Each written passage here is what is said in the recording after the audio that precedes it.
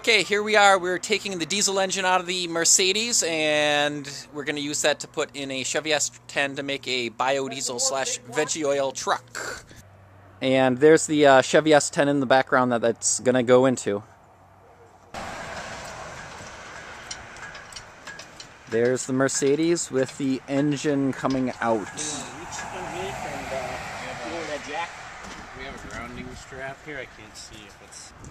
Hey Tim, stand in the photo for scale.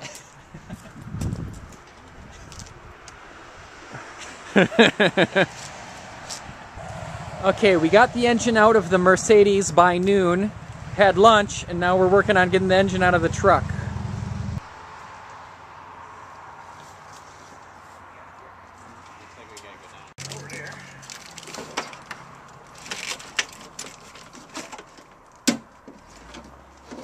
Okay, looks like Ben's gotta go underneath there and pull it down. Oh goody. On it now. Okay, there is Tim for scale. Once again, this is the second engine of the day that we've pulled out.